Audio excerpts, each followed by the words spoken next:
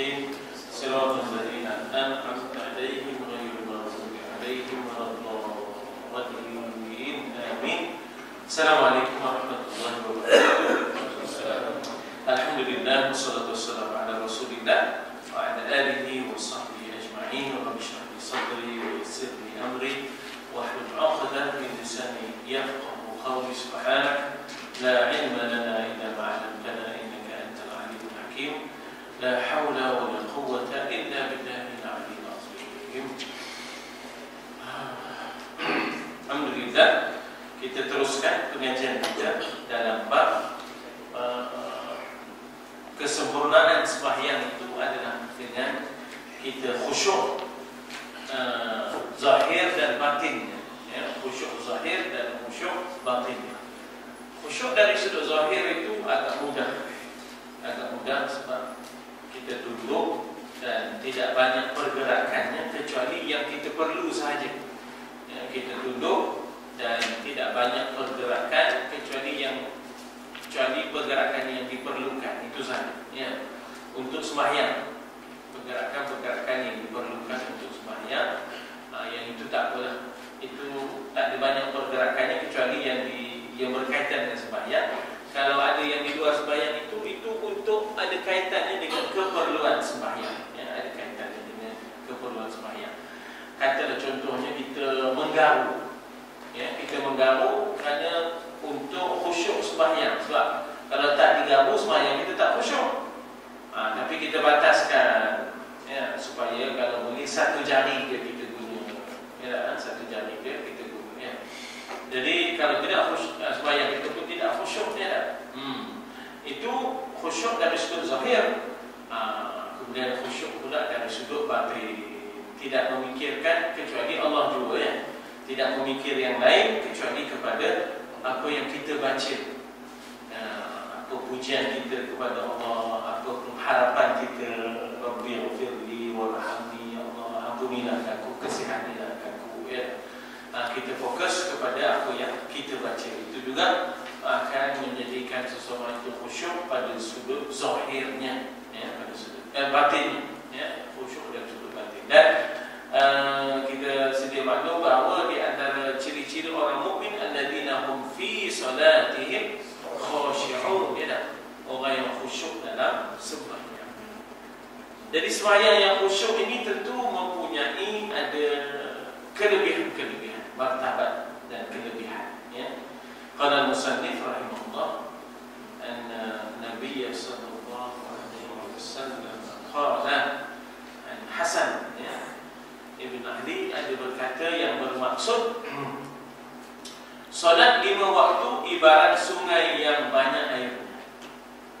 Maksudnya dia akan membersihkan seseorang, ya, dia akan membersihkan seseorang yang mengalir pada setiap seorang daripada kamu. Setiap hari ia mandi di situ 5 kali, membersihkan dirinya, ya, jasadnya untuk salat, ya.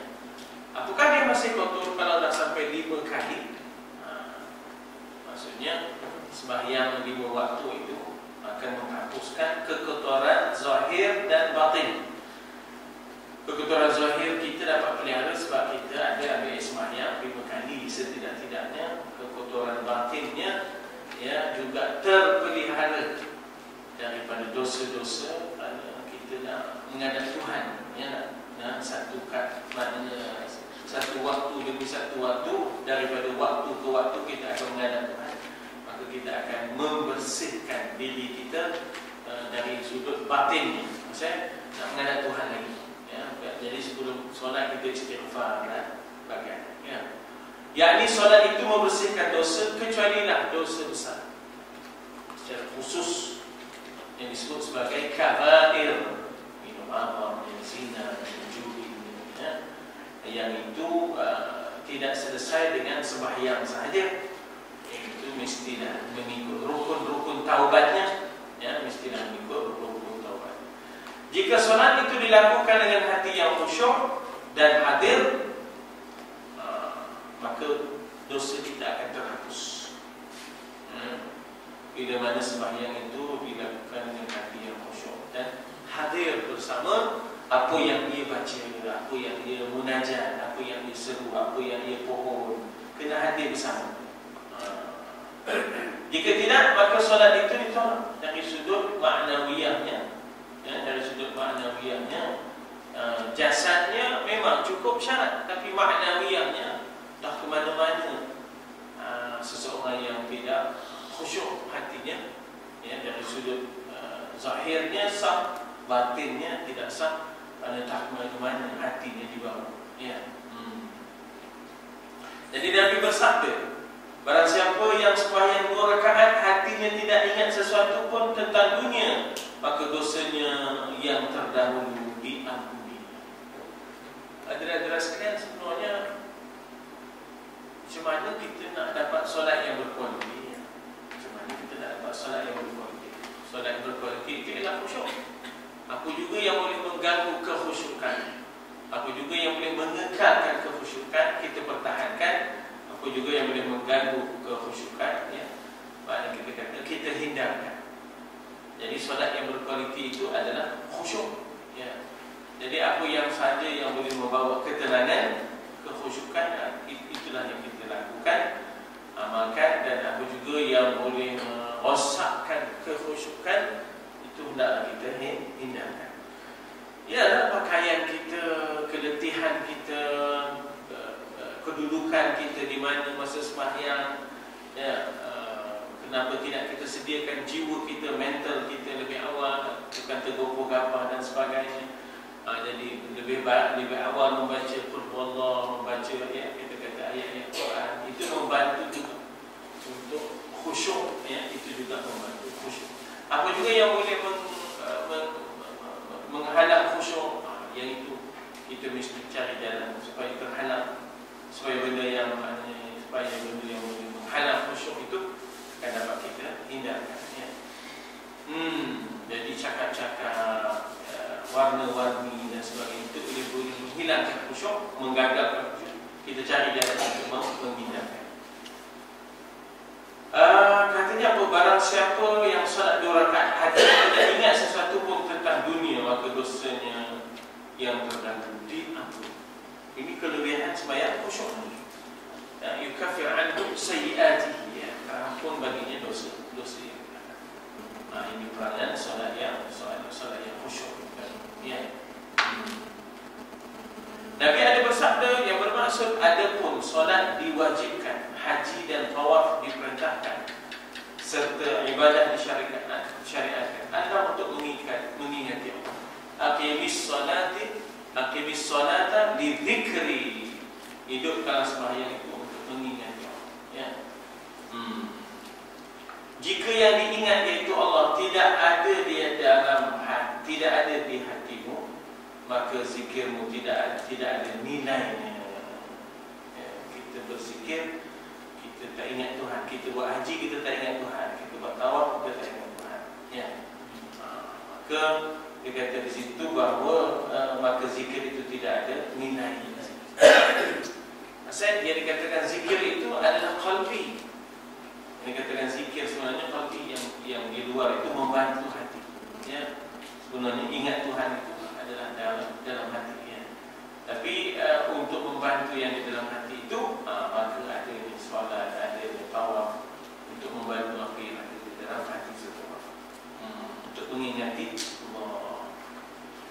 Nabi ada bersabda, barang siapa solat yang tidak boleh mencegah kekejian, dan kemungkaran, maka dia hanya bertambah jauh daripada Allah.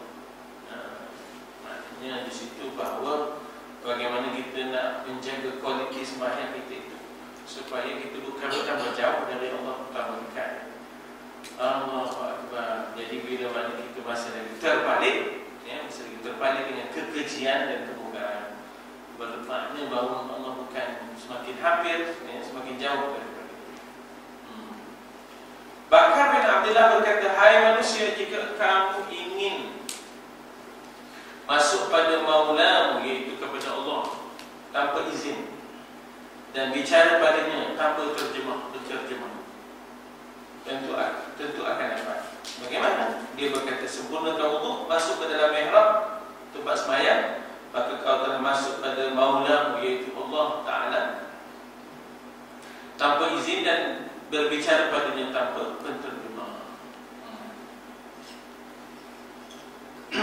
Jadi maknanya di situ bagaimana kita dapat langsung berbicara dengan Allah. Apa dia? Solat.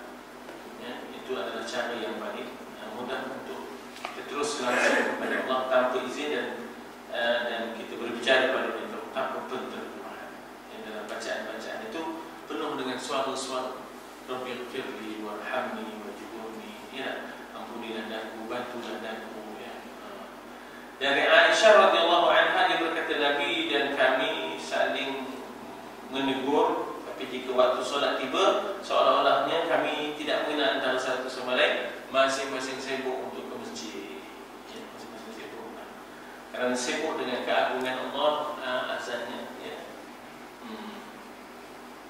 Jadi Nabi bersabda, Allah tidak memandang solat seseorang di mana hati dan badannya tidak hadir, tak mana-mana, ianya kosong daripada pandangan Allah. Allah tidak memberikan penghormatan.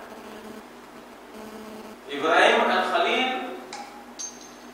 Al-Khalil alaihi salam ketika solat masih mendengar, namun hati amat terpaut kepada Allah. Ibrahim Al-Khalil barangkali maknanya Nabi Ibrahim digelar sebagai Khalilullah, ya. Ketika solat masih mendengar, namun hatinya amat terpaut kepada Allah, ya. Berpautan kepada Allah terlebih daripada segala. Sa'id Al-Tanbihi radhiyallahu rahimahullah ketika solat air matanya selalu menitis dari pipi ke janggut, ya, tanda khusyuknya. Dia ingat apa yang dibaca, dia sedar apa yang dilafazkan. Rasulullah SAW pernah melihat lelaki mengusap janggutnya dalam solat, lalu Rasul bersabda, jika hatimu khusyuk, tentu badannya turun khusyuk. Artinya kita selalu ingat cuma kepada Allah, maka jasadnya tidak banyak pergerakan, ya. Diriwayatkan bahawa Ali rahimahullah ketika solat badannya menggigil dan mukanya berubah. Ditanya, ya Amirul Mukminin, masa terjadi khalifah, mengapakah engkau terjadi demikian? Beliau berkata, telah tiba waktunya diberi amanah di mana Allah menawarkannya kepada langit, bumi, gunung, gadang. Mereka tolak sedangkan aku menyanggupinya. Jadi Sayyidina Ali itu takut dengan kedudukannya, yang diberi amanah, Diriwayatkan daripada Ali bin Husain ketika dia wuduk, mukanya jadi kekuningan. Keluarganya bertanya, apakah yang mengubah kamu ketika wuduk? Keluarganya bertanya, apakah yang mengubah kamu ketika wuduk? Dia berkata, apakah kalian tahu di hadapan Quran zat yang dikehendaki Allah?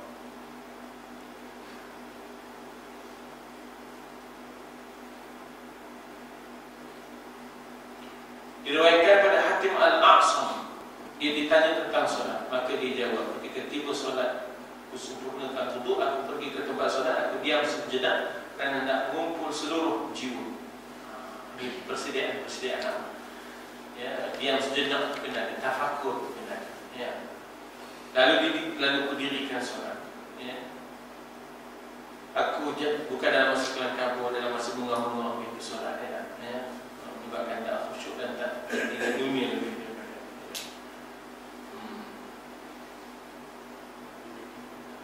Lalu aku dirikan solat. Aku jadikan Kaabah di hadapan mata, Sirat di bawah tapak kaki, syurga di kanan, neraka di kiri, malaikat maut di belakang, dan aku kira itu solat yang terakhir.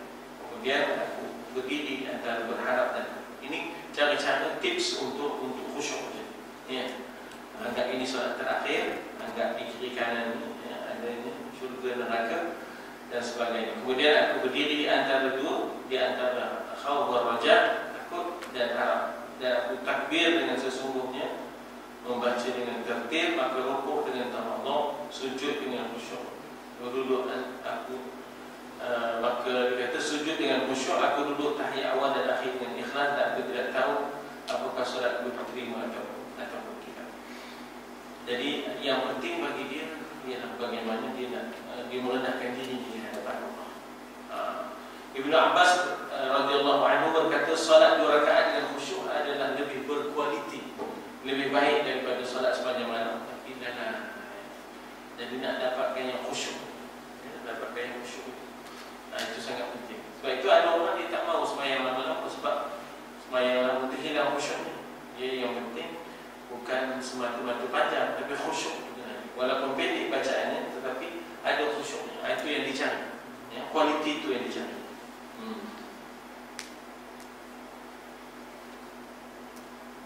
Ibnu Abbas radhiyallahu anhu berkata, solat 2 rakaat dengan khusyuk adalah lebih baik daripada panjang, tapi hatinya tak mana. Kualiti dia, walaupun sedikit tapi berkualiti, daripada banyak tapi tak mana-mana. Ya. Akan tiba di akhir zaman di mana umat Islam datang ke masjid, mereka bincang dunia, jangan kau ikut mereka, jangan kau ikuti mereka. Allah tidak memerlukan. Walaupun datang ke masjid, tapi yang dipikirnya adalah dunia. Maka dikata di situ, jangan kau ikuti mereka. Allah tidak memerlukan.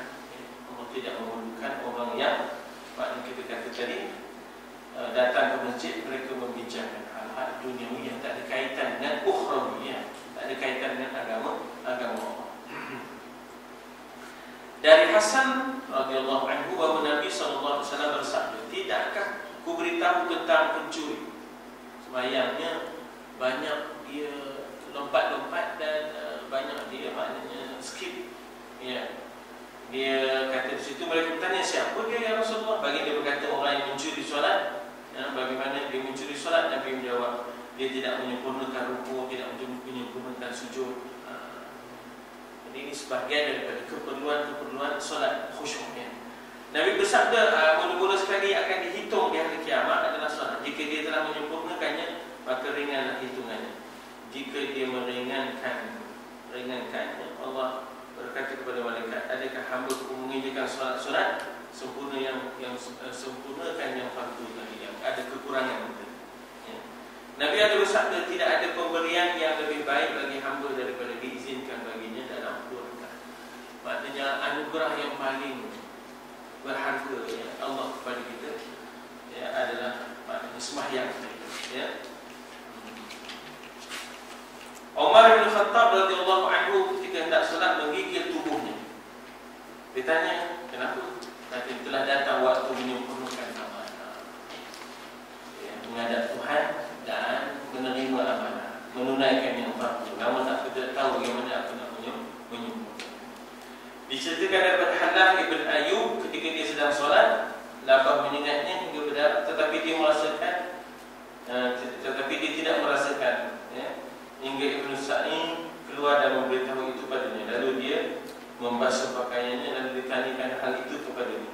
Dia menjawab, apakah terasa bagi orang berdiri di hadapan Allah dan malaikat maut, di belakangnya neraka, di kirinya sirat, di bawah tapak kaki. Jadi menyebabkan dia takkan fikir yang lain.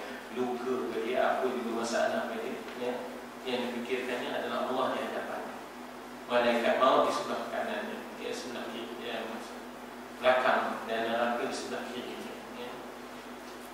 Tangan Amr ibn Zar digigit oleh sesuatu. Beliau seorang yang zahid dan abid. Lalu doktor berkata kepadanya, tanganmu mesti dipotong. Amir berkata, silakan. Tapi berkata, potonglah dia. Mereka berkata, kami tidak sanggup memotongnya kecuali jika dia mengikatkannya dengan tangan. Amr berkata, tidak, potonglah ia ketika aku sedang melakukan solat. Ketika itu aku akan tumbuh dan tak akan merasa sakit. Ketika Amir sedang solat, maka tangannya dipotong dan dia tidak merasakan sebarang kesakitan. Kurang daripada solat yang khusyuk itu tadi. Ini martabat yang dihadapi, yang dicapai oleh mereka yang khusyuk, yang sembahyang. Bab yang kelima, amar ma'ruf dan nahi munkar. Ya. Ya. Berkaitan dengan satu soalan, orang tu dia terlalu mengantuk sangat, tapi dalam keadaan yang mana kena dahulukan solat tu dalam keadaan mengantuk ataupun tidur. Sebenarnya kan Nabi ada dalam sabdanya, bila seseorang itu sudah melihat makanan kemudian dia nak solat, maka makan.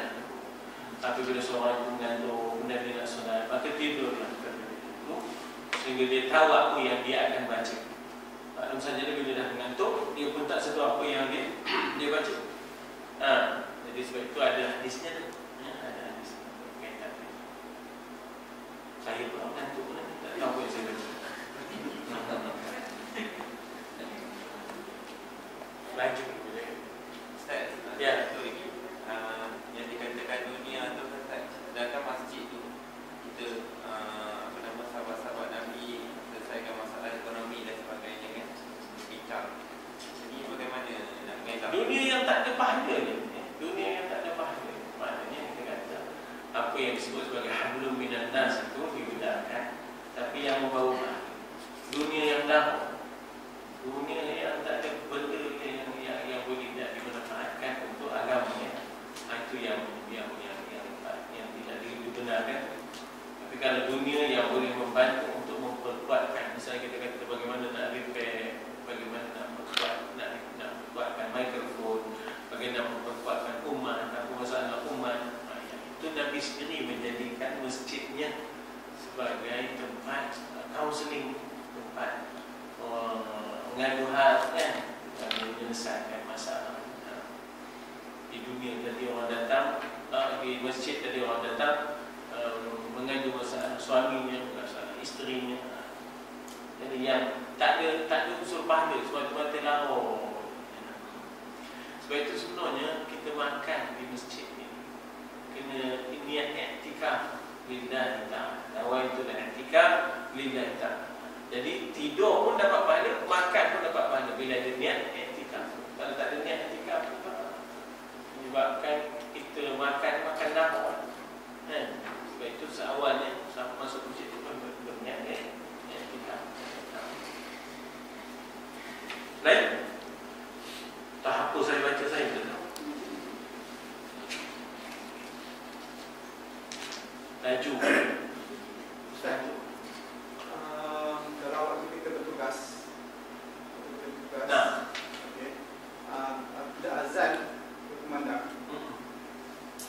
Mana kita nak dahulukan, sembahyang ataupun kita selepas habis waktu kita bertugas? Itu pun ada juga kaitannya. Maknanya apabila seorang jaga orang sakit, apabila seseorang itu berdepan dengan majlis ilmu, ya, maka di situ di antara perkara-perkara yang diizinkan lambat sembahyang. Pasal apa? Kita bukan buat perkara yang sia-sia, kita sedang mengaji, kita sedang mengajar, kita sedang terlibat dengan sesuatu pekerjaan yang kritikal, yang kalau kita tinggalkan, ya, dia akan memberi kesan yang tidak baik. Sedangkan waktu sembahyang itu kan terbahagi, waktu afdal, ya, waktu harus, waktu makruh, waktu haram. Jadi maknanya ada excuse dia kita meninggalkan waktu afdal lantaran kita mengajar. Bukan saja-saja, dia bukan saja-saja ambil waktu harus, meninggalkan waktu afdal, tak. Jadi oleh kerana itu, oleh kerana kita ada alasan mengajar, yang itu diizinkan. Masuk lagi masjid-masjid, melambatkan sembahyang isyak pasal nak mengajar kan, melambatkan sembahyang asar pasal nak mengajar. Itu takut, ya. Sebab waktu sembahyang itu adalah waktu yang boleh, sembahyang adalah sesuatu yang boleh bertanggung, ya, tapi dengan cara yang tidak sia-sia, ya. Boleh? Lain? Ustaz, Elok tuan-tuan tanya, saya mengantuk. bagi saya Ustaz, Ya, silakan. berkaitan dengan khusyuk. Ada satu riwayat mengatakan seorang bertanya kepada Imam Syafi'i macam mana nak khusyuk dalam solat.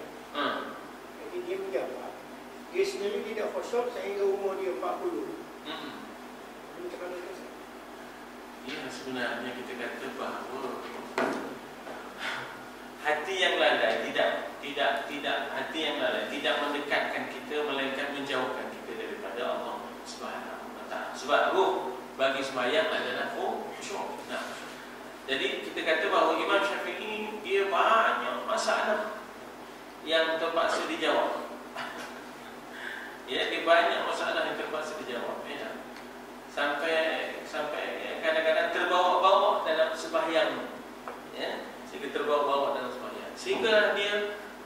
kata selesai dengan qaul jadidnya, selesai khatam kitab umnya, kitabnya namanya ya, al-um ya. Jadi maknanya selesai kitab al-um itu, selesai dah dia menjawab segala masalah-masalah sehingga dia tidak terbawa-bawa dalam sembahyang, maka barulah dia dapat khusyuk. Tak adalah banyak macam sebelum tu. Sebelum tu banyak penuh dalam kepala ni. Sebab orang datang tanya soalan demi soalan, kadang-kadang terbawa-bawa dalam sembahyang ni, sehingga nanti dapat khatamkan kitab umnya dan menjawab apa juga soalan-soalan yang dikemukakan. Lepas itu barulah dapat khusyuk dia. Dia dah tak ada banyak masalah nak fikir. Ya tak? Yang kita tu tadi yang tak dapat khusyuk tu pasal masalah yang tak ranti-ranti, yang terbawa-bawa dalam sembahyang. Sebab itu disuruh kita supaya supaya sebelum sembahyang baca Quran Allah banyak-banyak, ya, baca Quran banyak-banyak. Premis mesti disediakan. Jangan terus sembahyang dalam keadaan ada benda-benda yang tak putih lagunya, tak putih lagi ya. Bawa kita pun terus sembahyang. Apa lagi kita sembahyang tu? Nak buat keputusan dalam tarikh penduri. Tak apa kita sembahyang. Apa pun dalam sembahyang tu datang tarikhnya. Jadi setelah dia habis kita al-um, umurnya 40. Itu dia tak ada banyak fikir sebab banyak dia kata rujuk kepada al-um. Rujuk. Kalau ada masalah rujuk kepada al-um. Baik. Ya. Saya tanya daripada yang tadi masalah tidur ni. Sebab apa nama yang kalau seorang tu solat isyak lah utamanya dia patut sangat. Boleh tak kalau dia tidur dulu dan baru bangun solat isyak? Sedangkan ada saya terdengar Nabi dia ayul a'mali afdal as-salatu fi awwali waqtiha.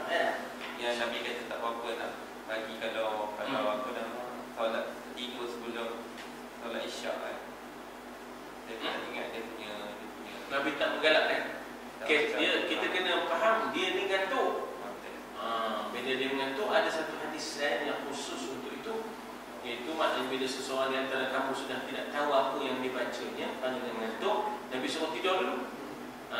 Termasuklah bila dah tertengok hidang.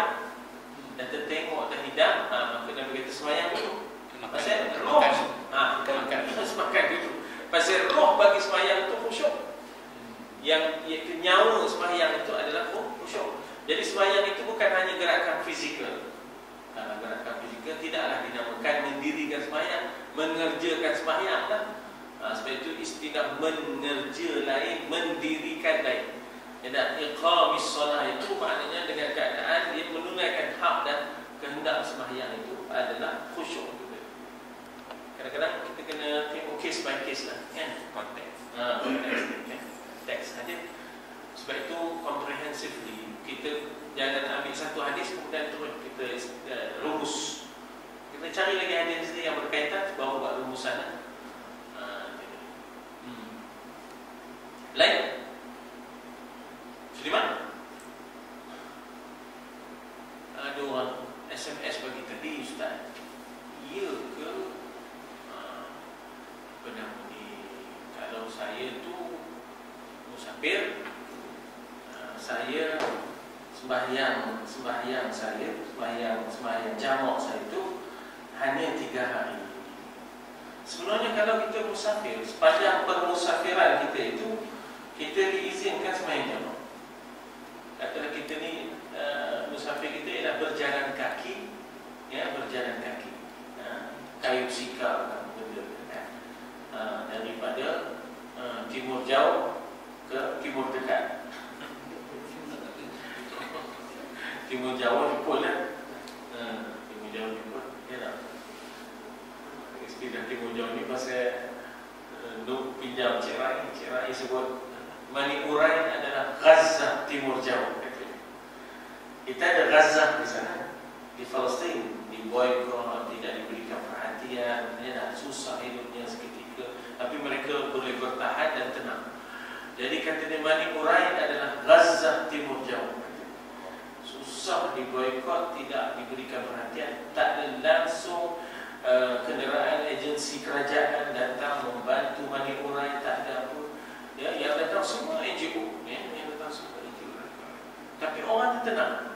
Jadi dia kata, saya melihat Bani Quraid ini Gaza Timur Jauh. Itu cara yang kita cakap ni. Dan telefon, kita dapat cakap telefon, tahu saja. Jadi apa nak sebut tadi saya dah lupa. Dia musafir. Sepanjang-panjang dia musafir, sebenarnya selama itu dia boleh jamak. Bukan semestinya 3 hari, ya. Dia bila mana tiba-tiba dia berhasrat untuk bermukim di tempat itu. Maknanya apa bermukim? Nak duduk di tempat itu lebih daripada 3 hari 3 malam. Dia nak duduk di tempat itu lebih daripada 3 hari 3 malam. Maka dengan sendirinya statusnya bertukar daripada musafir menjadi mukim. Maknanya daripada musafir dia statusnya sudah ada di bermukim, bukan mustaqim. Mustaqim maknanya dia tak akan pindah lah. Dan dia kata saya pergi Langkawi nak berkursus. Itu kira dah jadi bermukim namanya. Saya akan duduk di sana selama 5 hari. Saya akan jadi bermukim. Jadi bila dah kita ada niat nak bermukim, tak timbul jamak dah. Tak timbul jamak. Bahkan kita tu Jumaat dia pun wajib. Masa dah bermukim, dikira dalam 40 orang tu. Dikira dalam 40 orang. Jadi maknanya bila dah niat bermukim, kata kita ada kursus di Langkawi seminggu, dengan sendirinya setibanya di sana mudah lah tu. Kita dah ada niat begitu, setibanya di sana tak ada jamak dah. Dalam perjalanan tu memanglah jamak. Dalam perjalanan tu memanglah jamak. Nak balik pun jamak lah. Tapi oleh kerana status kita di tempat itu sudah bermukim namanya, tak ada lah jamak lah. Kita ikut je orang di situ sembahyang. Kita ikut lah. Kecuali kes di mana kita ni tak menentu. Pasal jalan bawa kaki kan, bawa kaki bukan bawa diri. Bawa kaki. Tak tahu lah tempat ni nak pergi ke Gaza yang mana, timur jauh ke timur dekat kan. Jalan itu selamanya dia adalah musafir. Katalah kita nunggu barang sampai di pelabuhan Kelang. Ya tak? Kita order barang di pelabuhan. Jadi kita terlibat dalam usaha dalam import ekspor dan sebagainya. Dijanjikan kapal itu sampai, tiba-tiba tak sampai. Tunggu lagi, esok kononnya boleh sampai, tiba tak sampai, dipukul badai, ombak dan sebagainya. Esok pun tak ada, lusa baru. Jadi sepanjang dalam keadaan tak menentu itu boleh jamak. Pasal kita tidak ada niat untuk bermukim apa-apa. Sampai je barang kita akan. Jadi dalam konteks ini, bila kita pergi ke rumah anak kita di Kuala Lumpur, biasanya seminggu. Itu artinya sudah statusnya bermukim. Bila anak dia ramai, dia pindah apa? Di Kuala Lumpur. Di satu-satu tempat itulah, maknanya kita kata bahawa mukim ini kita kata melibatkan satu qaryah.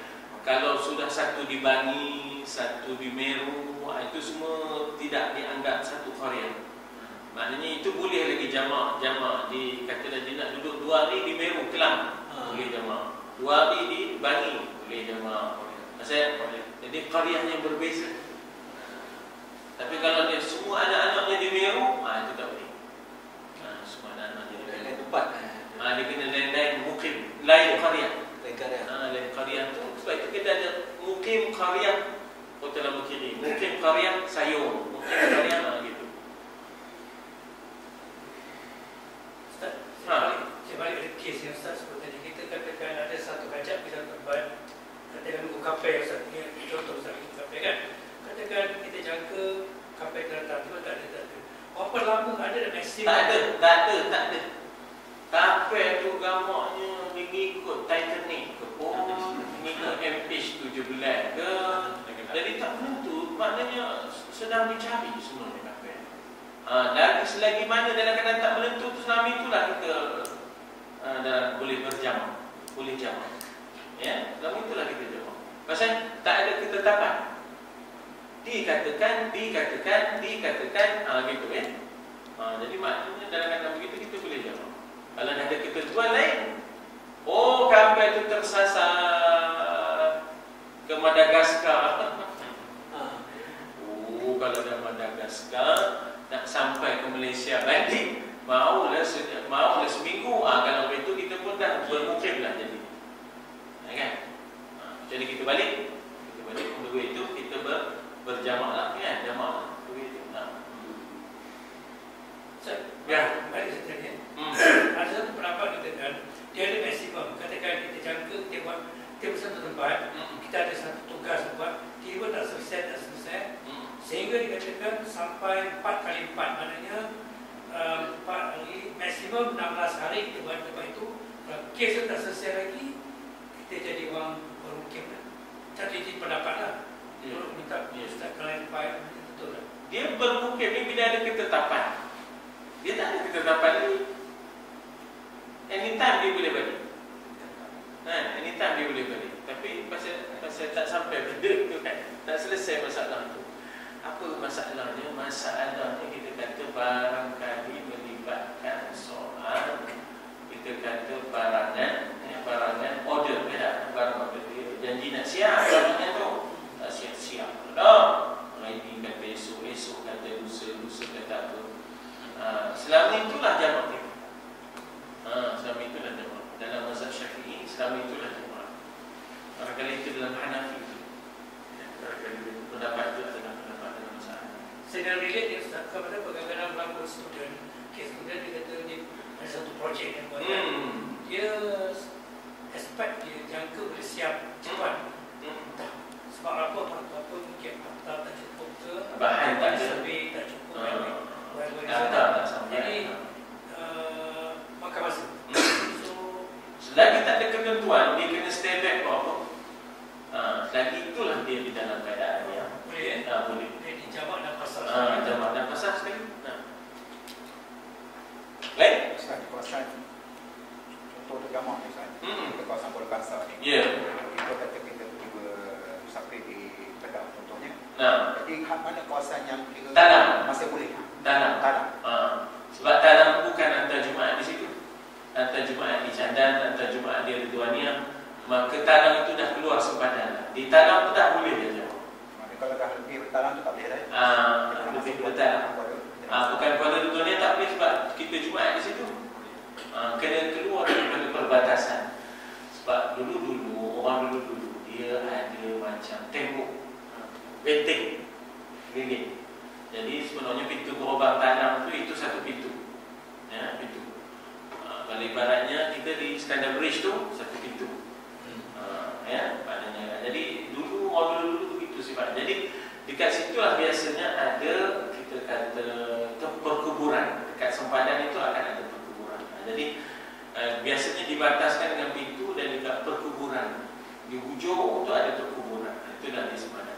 Jadi dalam konteks ini di mana tempat yang kita tak sembahyang Jumaat, dalam konteksnya talak, itu dah jemuan, dah boleh jamak lah Jumaat. Macam mana pula Budia dengan Ridwaniyah?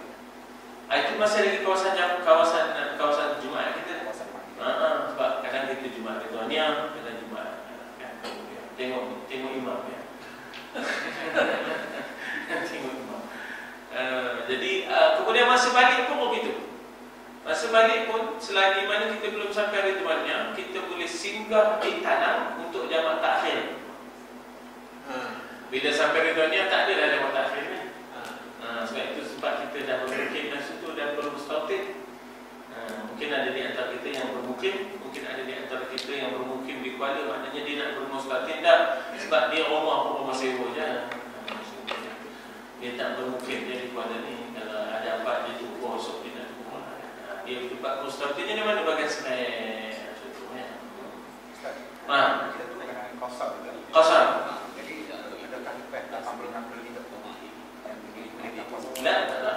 Macam mana? Balik tadi kan bila dah sampai ke tanah sudah boleh dah jamak kasar. Dan kasar. Sebab itu dalam perjalanan dah tu. Itu dalam perjalanan ke Kedah, ke Kuala Kedah tadi. Ya, jadi maknanya bila dah sampai tanah tu dah ada dah keringanan jamak dan kasar. Dia keringanan yang Tuhan jamin, dia adalah keringanan yang Tuhan sebagai hadiah disebut dalam hadis dia sebagai hadiah. Baik. Saya kata tanam daripada pasal tadi. Tanam. Premis mana kalau kita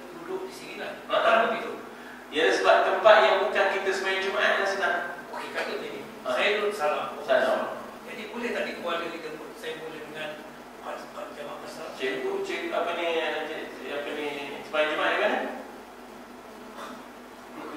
Mana tak sembahyang Jumaat di cikgu ada? Biasa tak? Itu bukan tempat. Mana kena keluar tanah. Tempat yang kita lazimi Jumaat itu bukan. Sebab melazimi Jumaat itu bukan musafir, bukan tempat bermusafir. Melazimi Jumaat itu. Itu bukan tempat musafir kita. Walaupun keluarga sudah di luar karya saya, tapi dah kita Jumaat di situ. Kerana saya Jumaat di situ. Kerana kita dah melazimi Jumaat. Sebab Jumaat itu adalah untuk orang yang bermustautin dan bermukim.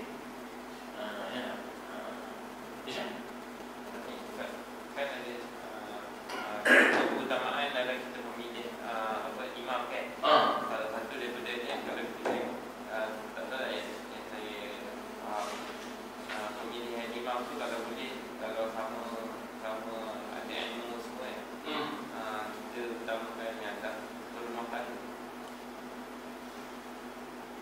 yang dah berumah tangga, yang dah bertakbir. Dalam susunannya itu adalah orang yang alim, hafiz.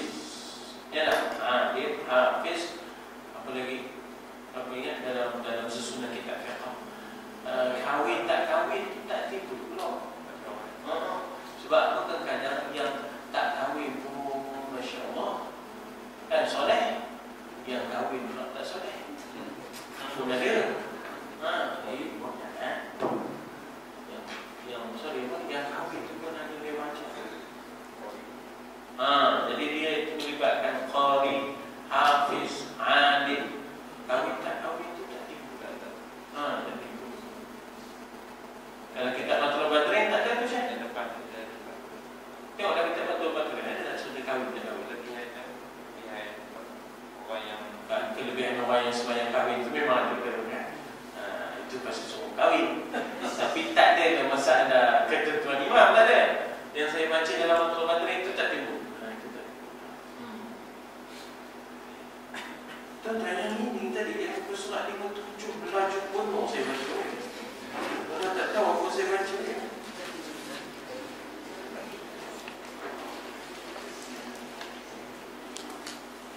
Saya baca je. Saya tak tahu apa saya baca ni. Yang kuat. Tapi baca betul ya? Dan jadi hobi.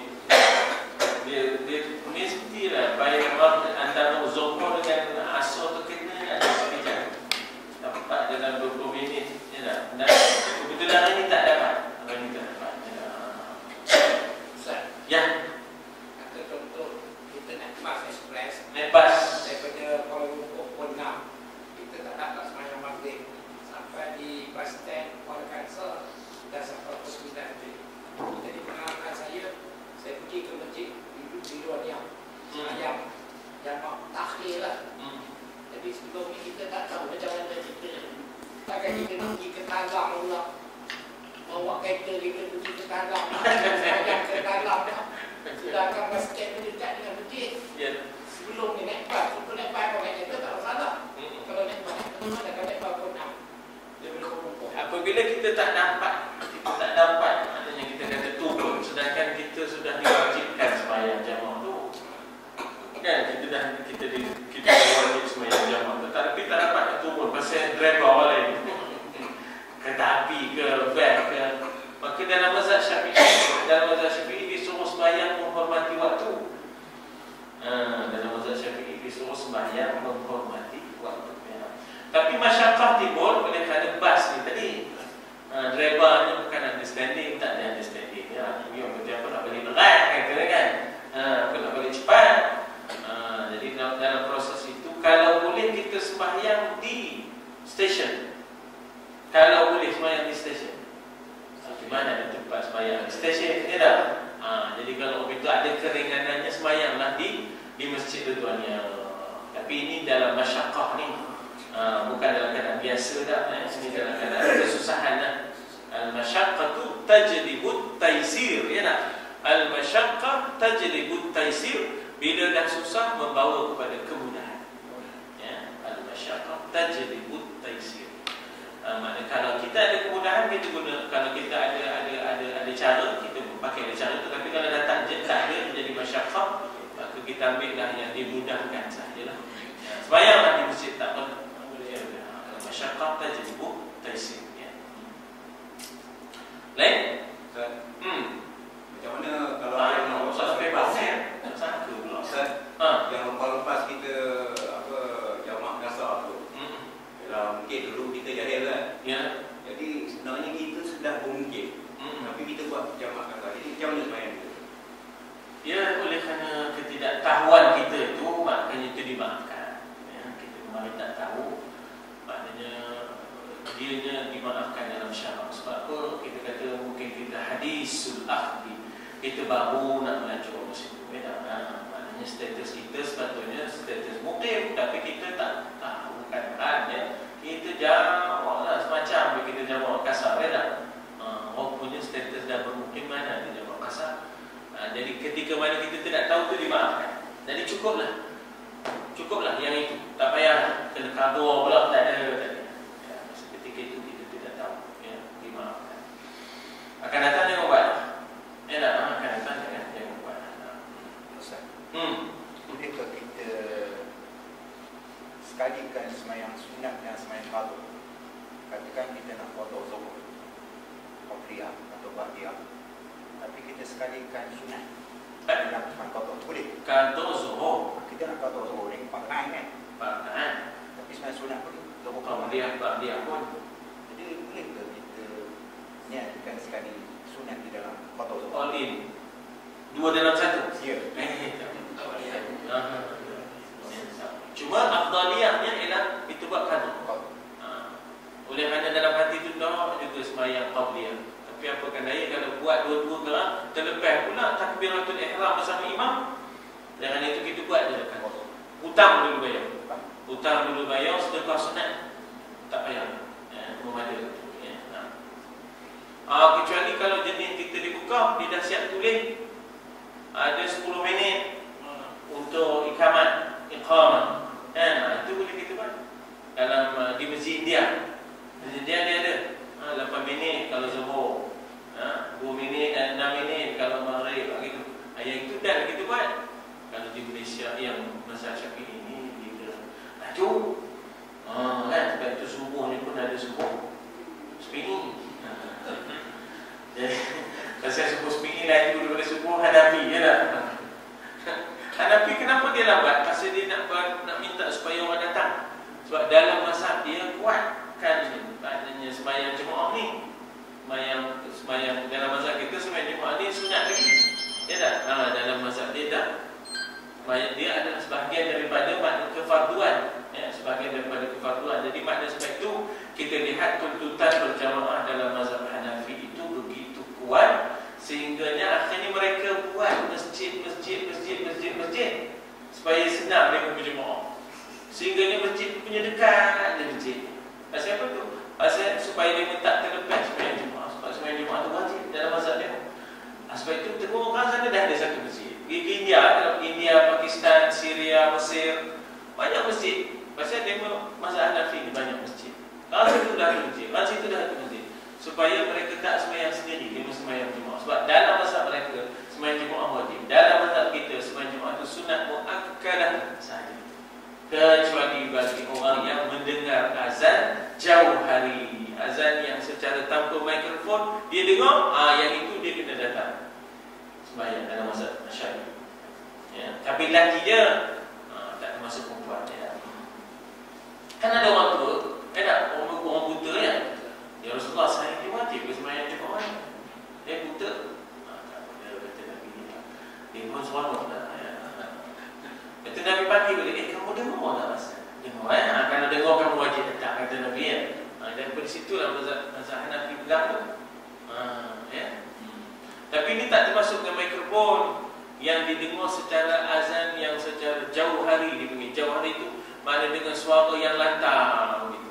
Tanpa mikrofon. Boleh dengar. Makna itu wajib lah. Itu tujuan menara itu semua. Tujuan menara itu sebenarnya asalnya untuk azan. Itu yang tak tangga tu. Itu asalnya bukan nak beriak. masjid. Asal tujuan menara tu bukan nak hias masjid dah. Nak azan jauh hari, azan lantang. Kalau tuan pergi kedai musyrik, 4 orang sekali azan. 4 orang azan, lagunya sama je. Lagunya sama je, dia nak 4 orang sekali azan. Berkumandanglah di Damsyik itu dia azan itu ya. Di Masjid Umawi itu ya. Masjid Umawi itu 1000 tahun lebih. Sebab dia asalnya gereja ya. 1400 tahun lebih ya. Asalnya gereja. Baik. Ustaz. Ya. Banyak soalan. Saya nak tinggikan semayang. Siapa yang mengatakan salah? Imam ke Bilal? Siapa yang kata? Ya. Kalau nak kira ni imam lah. Imam ya? Tapi menyangka saya tengok Bilal ya? Bukan salah. Jadi Bilal dia sebagai sarjan meja. Dia semua imam ya? Dia membantu imam. Sebenarnya sepatutnya imam lah. Yang cek tu imam. Tugas imam. Tapi Bilal ni membantu imam lah. Tak apalah, kita kira boleh itu. Sebenarnya setahu sama. Ya tak? Bukan soft bukan. Soft bukan. Ya. Setahu ya tak? Setahu ya. Wastaqimu dan luruslah. Ya tak? Samalah dan luruslah. Setahu wastaqimu. Jadi Nabi buat apa itu? Nabi bersuara. Setahu wastaqimu yarhamni warhamkumullah. Samalah dan luruslah. Nescaya Allah merahmati kamu dan aku dan kami ya. Jadi sebenarnya adalah imam. Tapi kalau Bilal nak tu, kita jangan larang. Lagi kalau dia tak betul, kita sebetulkan. Jangan cakap soft, cakap setahu wastaqimu. Sama ya, dan luruslah ya tak? Kata Nabi, halu bainal manakibi wal aqdam. Selarikan di antara bahu-bahu dan juga tumit-tumit, kata Nabi. Ya tak? Halu bainal manakib, samakan ini dan juga tumit-tumit wal aqdam, ya tak? Dan juga tumit-tumit. Aqdam ni tumit. Tumit kena sama. Bukan kaki kena sama. Bukan kaki depan, tumit. Tengok tumit semua. Macam kawat. Kawat tu kaki ke depan? Setengah kaki saiz 9 mana-mana kan? Ada kaki saiz 10 ya tak? Jadi tengok gagak. Itu tumit tu aqdam gitu. Ya. Lagi? Siapa?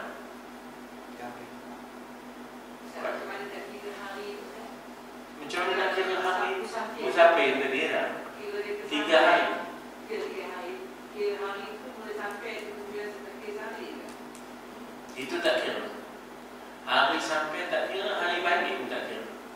Jadi kelonggaran itu semua 5 hari.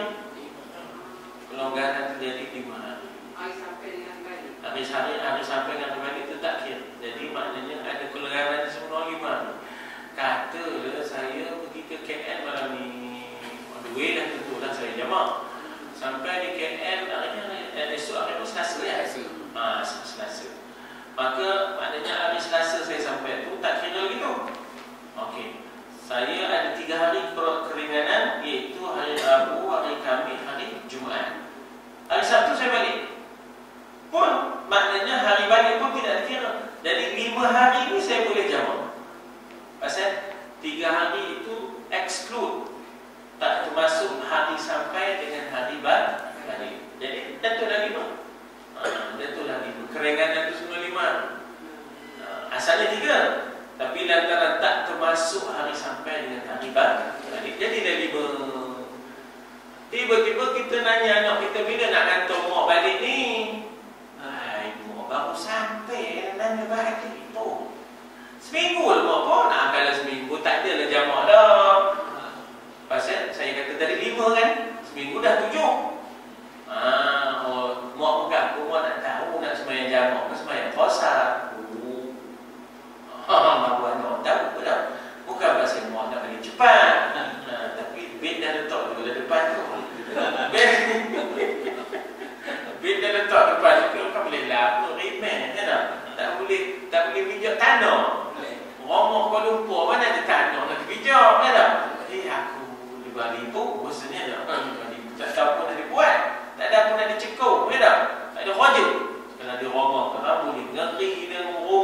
kemudian okey, seminggu katanya dah, baru boleh balik.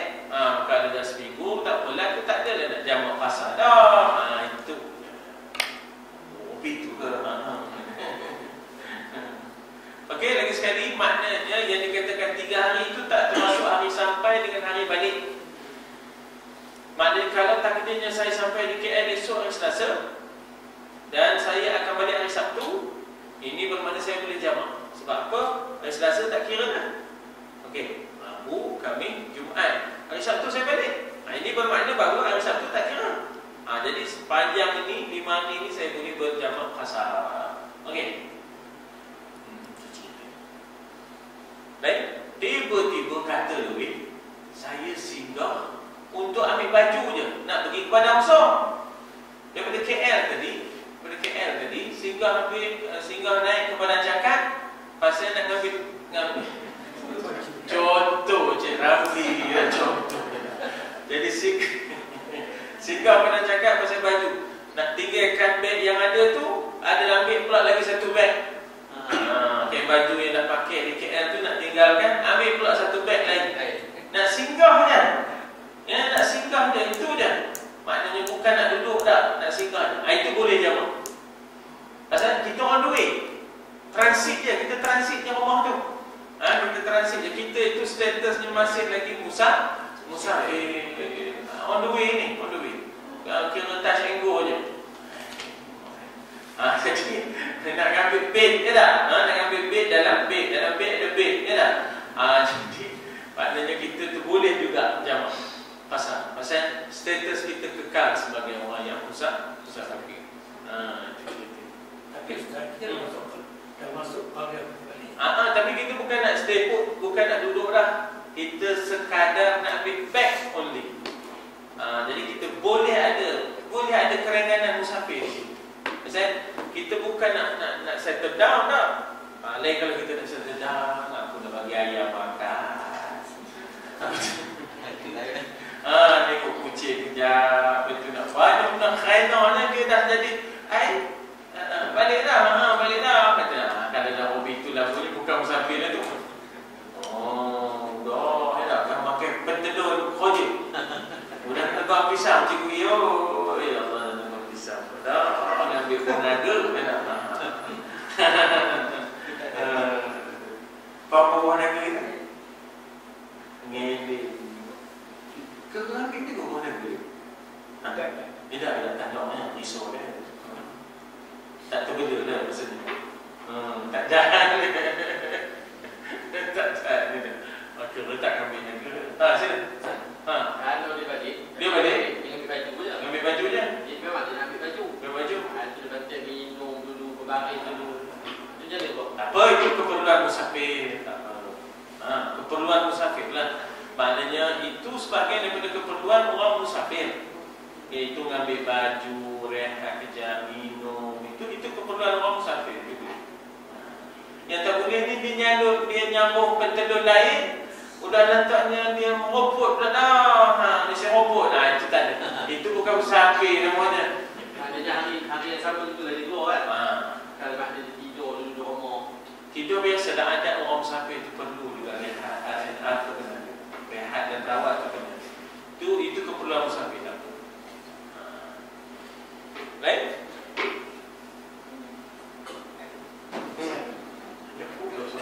Kalau kita tengok zaman sahabat dulu, dia khusyuk dalam sembahyang, anak-anak pun dia dalam sembahyang macam potong tangan tadi kan.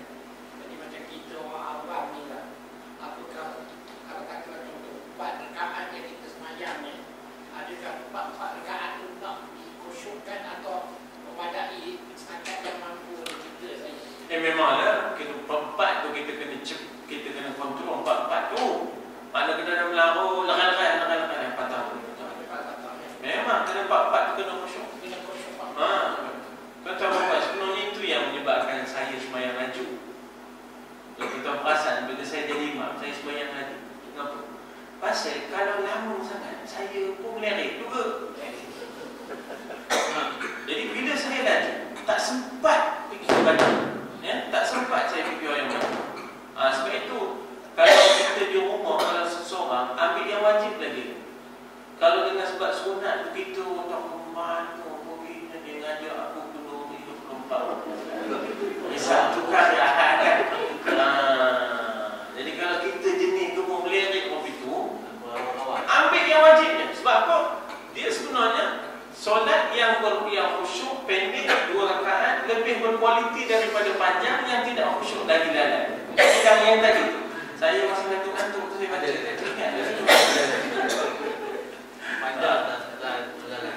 Panjang yang menandakan pada sejarah pendek 2 rakaat tapi khusyuk lebih baik daripada panjang yang menandakan. Sebab yang dipikirkan soal kualiti itu tadi.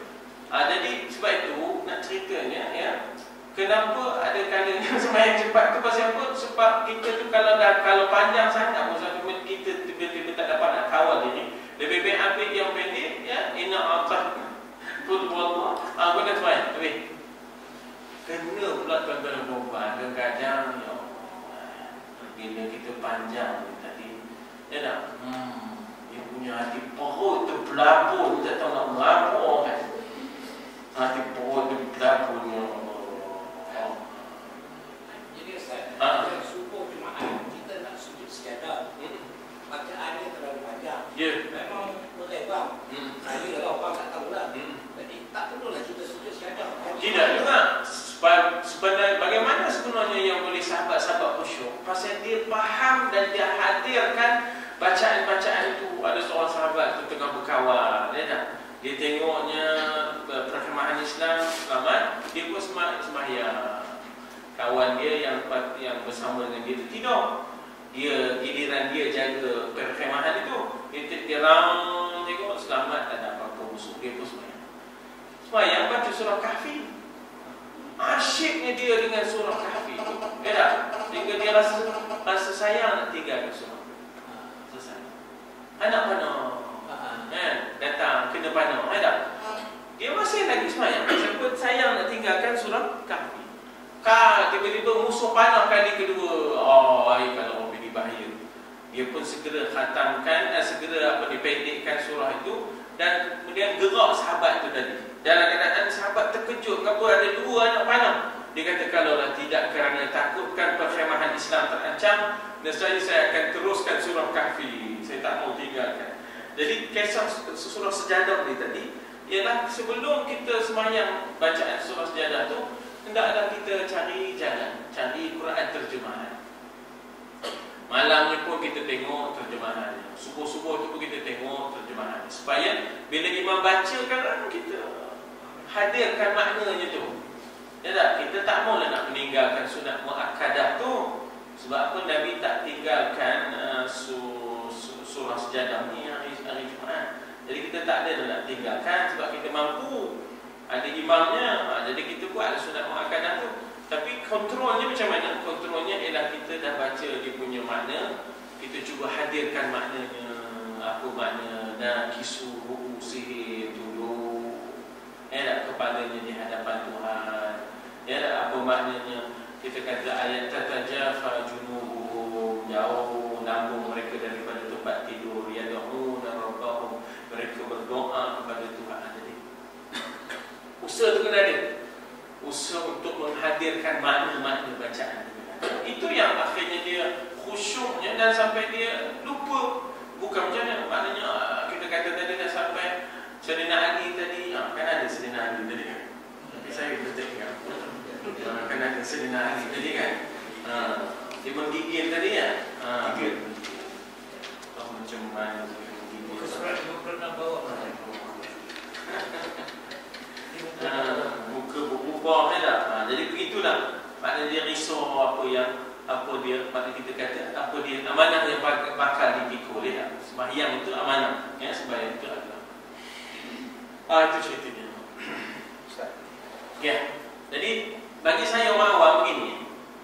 Bagi saya orang awam, ya, kalau kita di rumah kurangkan kita baca.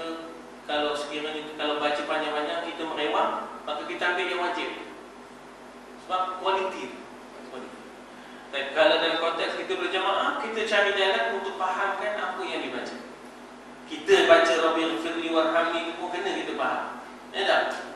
Jadi Jangan kita hanya membetulkan makhraj je. Jangan hanya membetulkan makhraj. Ya, cara ni. Ya. Kata kita tengok ni ada setengah-setengah mengatakan daripada mula berwuduk tu. Mula-mula nak kata khusyuk semayang tu bermula pada berwuduk. Jadi apakah cara-cara yang kita ambil wuduk tu, apa yang kita perlu ingat ke betul? Hudur ya. Selalu disebut dalam ilmu tasawuf ialah hudur. Ketika mana membasuh muka, ya Allah, putihkanlah muka aku di hari orang yang ada hitam mukanya. Ketika mana kita membasuh tangan, ya Allah, mudah-mudahan aku menerima kitab amalanku ini daripada sebelah kanan, ya Allah. Hadirkan semua makna itu. Ya, masih itu tak fikir dah. Apa nama ni? Skuter yang beli itu kemarin ada lagi 2 bulan. Capai. Masih itu jangan fikir itu dah. Ya tak? Jangan fikir itu. Kereta ni ada lagi 4 tahun. Ya, budak sekolah. Masih itu jangan fikir lah. Jangan fikir lah. Masih itu ialah bila mana kita basuh kepala ni, ya Allah, ya Allah, berilah naungan di padang mahsyar, ya Allah. Di hari yang tidak ada naungan melainkan naungan-Mu, ya Allah. Bila kita basuh di kaki, ya Allah, tetapkanlah hati kakiku ini ketika menyeberang sirat. Jadi ketika itu sudah ada. Lepas itu sembahyang. Lepas itu korang baca Allah banyak-banyak. Ya, lebih awal dah baca dah Quran. Jadi kemudian kalau ada orang lain yang berlaku, tak usah tanya. Orang menyelah apa? Jegela masa itu lah nak jegela. Kita nak ngadak Tuhan.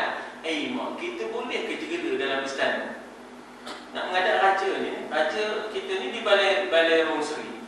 Ya tak? Mana ada orang nyelah apa? Semuanya macam serius je. Maliahnya pergi. Maliahnya pergi majlis istana. Ya apa tu kau boleh kiri, kau boleh kanan.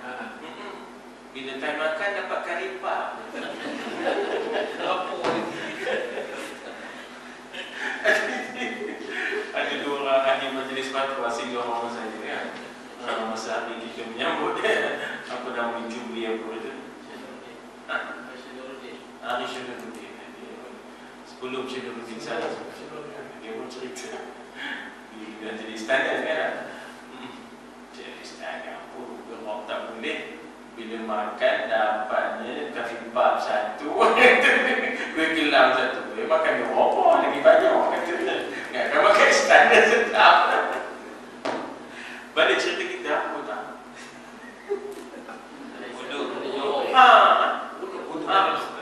Wudu jadi sempurna. Jadi baca lebih awal. Jadi maknanya di istana pun kita tak akan banyak rebang, tak akan banyak cakap. Ya, tak akan, kecuali memang ini orang bersopan, orang yang anak-anak dia bertuhan sikit. Dia mau lagu-lagu sesama dia mau. Tak perlu rumah dia mau. Kita yang itu ngabuk pun seluruhnya gabung kan. Jadi maknanya dalam konteks itu sepatutnya dalam masjid pun begitu. Bila nak semayang, tak ada dah lorong-lorong, tak ada nak berlaku. Saya pun tak faham kadang-kadang kita orang tengah semayang, kita berlaku saya pun tak faham. Dekat betul. Yang kau tengok orang ni pada tadi. Kan kedai ada melendung misalkan tadi. Kawan tengah semayang ni tengah. Dia tengah semayang sunat. Yang kita berlaku orang sakan melendung apa ayu dan naik. Cepat-cepat dia rasa. Kawan tengah semayang. Okey, aku tak ada di situ. Dia tengah semayang tu dia gambar dia berlaku. Okey, aku tak ada kat sakan di situ. Kita punya pasir ya. Apa yang kita berlaku buat di bawah semayang tu? Dosa tu. Dosa. Berlaku kat luar lah. Itu pun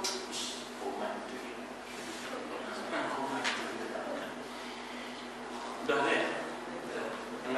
Setengah dah kita lagu-lagu tu dah setengah kan. Subhanallah wa bihamdika asyhadu an la ilaha illa anta astaghfiruka wa atubu ilaik. A'udzu billahi minasyaitonir rajim. Bismillahirrahmanirrahim. Alhamdulillah wassalatu wassalamu ala Rasulillah wa ala alihi wa sahbihi ajma'in. Allahumma ja'al jam'ana